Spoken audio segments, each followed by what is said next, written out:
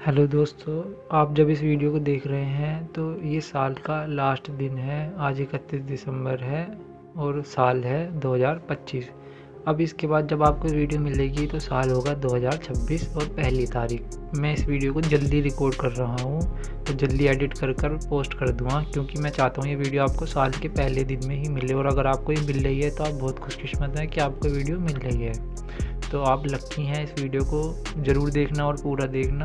मैं अपने 5 साल का पूरा जो मैंने रिसर्च किया है, ध्यान लगाया है इस चीज़ पर कि धर्म क्या है वास्तव में, मैं इसको बताने जा रहा हूँ। तो ये बहुत ज़रूरी वीडियो है, इम्पोर्टेंट वीडियो है, तो इस वीडियो को ज़रूर देख लेना। मेरी मेहनत है यार। और लाइक कर देना, अच्छी लगे तो कमेंट में ज़रूर कुछ बताना। तो मैं इस विषय पर बताने जा रहा हूँ। मैंने मोटे तौर पर 5 पॉइंट लिए हैं। आप इन 5 पॉइंट को ध्यान से देख लेना, जो आपको सही लगे तो यार बताना। और मेरे से गलती हुई तो मुझे कुछ बताना, मेरे को भी पता चले कि मेरी रिसर्च सही गई है या नहीं। हैप्पी न्यू ईयर सबको मेरी तरफ से। प्लीज़ हेडफोन यूज़ करें। सबसे पहला पॉइंट मैंने लिया है, क्या धर्म वास्तव में पूजा पाठ करना ही धर्म है? क्या किसी भगवान को मानना ही धर्म है? जो हम मानते हैं, क्या ये पूजा पाठ कर लेना ही धर्म होता है? नहीं, बिल्कुल भी नहीं। मेरे रिसर्च के अनुसार तो ये बिल्कुल भी धर्म नहीं है, और है भी। क्यों? क्योंकि हम ईश्वर को जो प्रार्थना करते हैं, उनका धन्यवाद करते हैं, किस लिए करते हैं? क्योंकि हम मानते हैं कि हमें ईश्वर ने बनाया है और वो सबके पिता हैं, परम पिता हैं। जैसे हम अपने माता पिता को प्रणाम करते हैं, उनका आदर करते हैं, ये धर्म हुआ। क्योंकि ये अच्छा है, जो भी कुछ अच्छा है वो धर्म है, जो भी कुछ बुरा है वो अधर्म है। तो हम अच्छे बुरे का फैसला कैसे करते हैं? अच्छा वह होता है जिससे सबको लाभ होता हो, और बुरा वो है जिससे सबको हानि होती हो। जैसे हम अपने माता पिता को प्रणाम करते हैं, उनका सम्मान करते हैं, कुछ भी वो हमें अच्छा देते हैं तो उनका धन्यवाद करते हैं, तो हमारे मन को शांति मिलती है। और हमारे माता पिता को हमारी सहायता करने के बाद उनके मन को शांति मिलती है जब हम उनका सम्मान करते हैं। तो ये हुआ धर्म, जिससे सबके मन को शांति मिलती हो। वह सारे अच्छे कार्य धर्म है। धर्म कोई ऐसा टैग नहीं है कि हाँ ये विशेष प्रकार की तिलक लगाने वाले या कुछ अलग प्रार्थना पढ़ने वाले दिन भर में कई बार तो आपका एक अपना धर्म कहा जाएगा। ये ना, धर्म ये नहीं है। वो एक अलग परंपरा हो गई, कुछ संस्कृति हो गई, ये तो एक कल्ट हो गया। यहाँ पर बात चलिए कि धर्म क्या है। ठीक, तो ये तय हुआ कि अगर आप अपने किसी को धर्म मानते हैं, कि आपकी पूजा पद्धति कुछ भी हो सकती है, वो बुरी नहीं है, आप वो करिए, वो ठीक है, क्योंकि ईश्वर का धन्यवाद करना भी धर्म में ही आता है। लेकिन अगर आप सिर्फ इसको ही धर्म मानते हैं तो ये गलत है कि हमारा धर्म तुम्हारा धर्म। दूसरी बात कि हमारा धर्म तुम्हारा धर्म नहीं होता, ये सच है।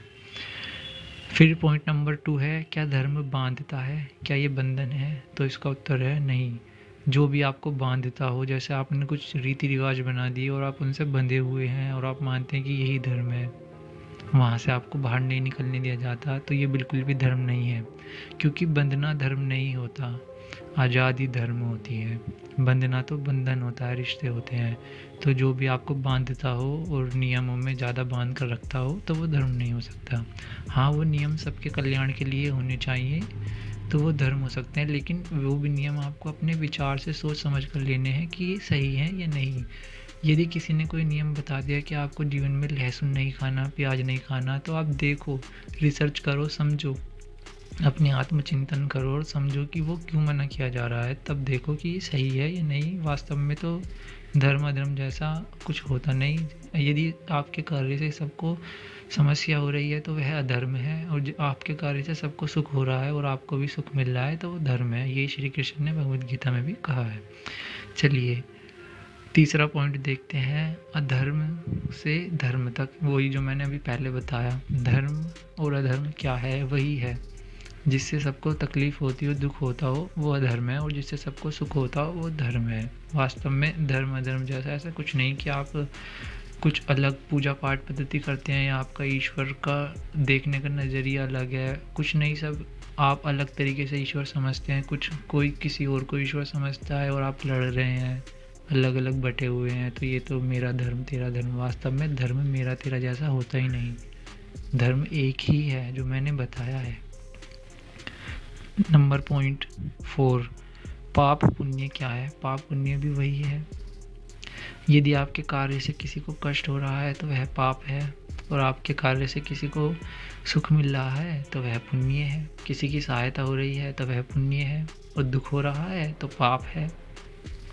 यदि आप किसी को कष्ट पहुंचा रहे हैं तो आप उसको तो कष्ट हो रहा है, लेकिन उस जीव के अंदर जो परमात्मा की ऊर्जा बैठी हुई है, उसकी आत्मा जो परमात्मा का अंश है, उसको भी दुख हो रहा है, तो आप भगवान को दुख दे रहे हैं, तो यह धर्म हुआ। पॉइंट नंबर 5 है धर्म क्या है। वास्तविकता में जो मैंने बताया वो पूरा धर्म का निचोड़ है कि धर्म क्या है। धर्म यही है कि आपके कार्य से सबको सुख मिलना चाहिए। ये वीडियो किसी एक, मैं फिर बता देना चाहता हूँ, मेरे लिए धर्म करते तो इससे है ही नहीं कि कोई एक अलग प्रकार की पूजा पद्धति को अपनाता है, कोई यज्ञ करता है या कोई आरती करता है, कोई मूर्ति को पूजता है, कोई नहीं पूजता। इससे धर्म का होना ना होना सिद्ध नहीं होता। आप 2026 से इसी विचारधारा को लेकर चलना कि धर्म वास्तव में क्या है। हाँ, मैं तिलक लगाता हूँ, पूजा पाठ करता हूँ, ये मेरी पूजा पद्धति है, ये धर्म हुआ, ये भी धर्म है। और अगर कोई नमाज पढ़ता है तो मेरे लिए वो भी धर्म है, क्योंकि वो भी अच्छा ही काम कर रहा है, उससे किसी को दुख तो नहीं हो रहा, सुखी हो रहा है, तो वह भी धर्म है। यदि कोई किसी को दुख पहुंचाता है वो अधर्म है, जो दुख नहीं पहुंचाता